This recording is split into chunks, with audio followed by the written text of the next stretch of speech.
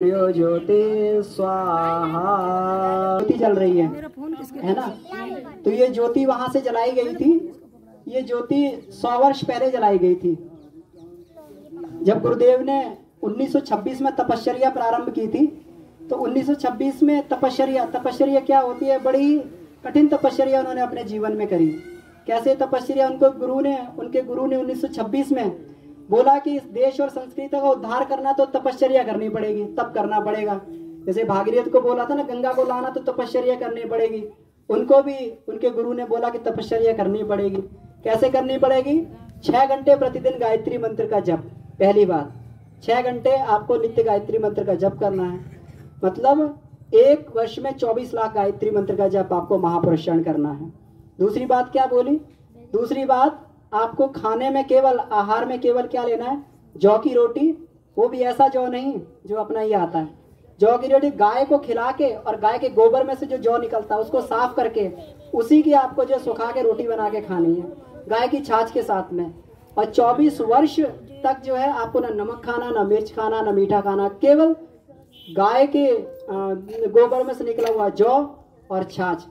इस बल पर आपको तपश्चर्या करनी है। जो इस संसार में आज हमें विभीषिकाएं दिखाई दे रही है, अज्ञान का अंधकार दिखाई दे रहा है, सब लोग कहते हैं कि दुनिया समाप्त होने वाली है। गुरुदेव ने तप किया और गायत्री को अवतरित किया। गुरुदेव जो है पहले कहते थे गायत्री जप का अधिकार केवल ब्राह्मणों को था। आज सब लोग समाज में जो है गायत्री मंत्र जप कर सकते हैं। तो ये पूरा का पूरा गुरुदेव ने तप से जो है इसको ये किया। तो इस दीपक के 2026 में जो है ये 100 वर्ष हो जाएंगे। तो ये 1 शताब्दी ये हो गई। दूसरी शताब्दी जो वंदनीय माता जी का चित्र है, तो उनका जो वंदनीय माता जी का जन्म भी 1926 में हुआ, 2026 में वो भी होगी। अब ये तो बात ठीक है, लेकिन हम लोग आपके पास क्यों आए हैं? इसलिए आए हैं कि अब धर्म युद्ध छिड़ा हुआ है। अब जो है अनीतियों के खिलाफ युद्ध छिड़ा हुआ है। सूक्ष्म आकाश में बड़ी तेजी से महाभारत हो रहा है। दैवी शक्तियां और जो इसमें दैवी शक्ति और राक्षसी शक्तियां आपस में युद्ध कर रही हैं।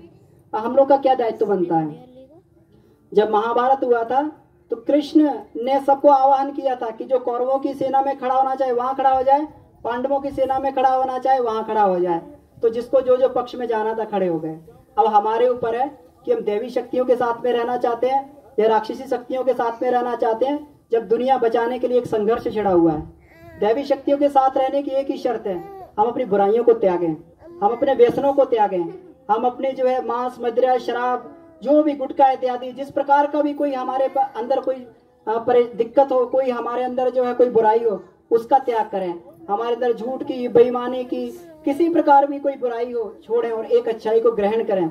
इससे हम देवताओं के पक्ष में हो जाएंगे। और क्या करें? प्रतिदिन उठकर आप ये प्रार्थना करें, भगवान सबको सद्बुद्धि दो।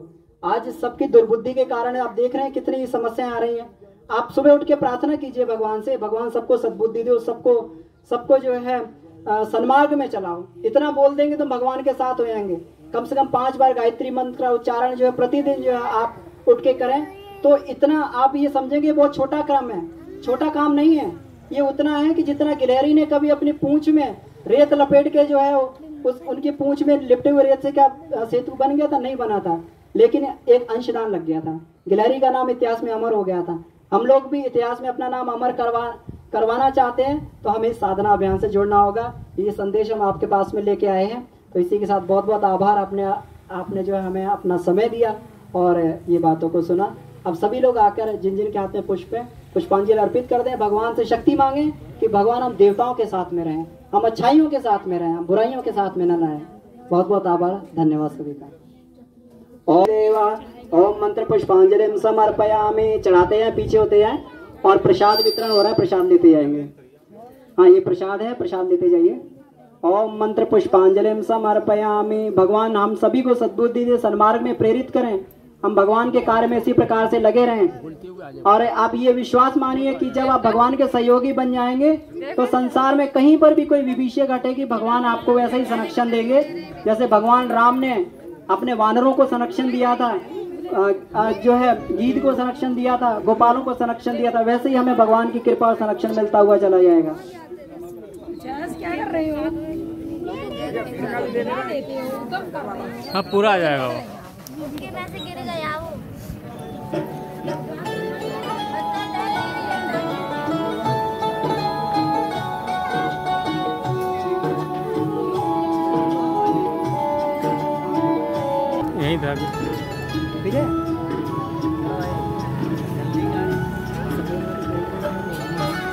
अखंड ज्योति की ज्योति स्वागत की परवशता भी आया, अनोखी परवशता भी आया। परम वंदनीय माता जी 2026 सन पावन लक्ष्य बने हम सबका। नगर ग्राम में दीप यज्ञ हो, मन हर्षित हो सबका। दोहा ज्योति प्रकट का पर्व बने यह, ज्योति ज्योति से ज्योति जलाकर घर घर ज्ञान गंग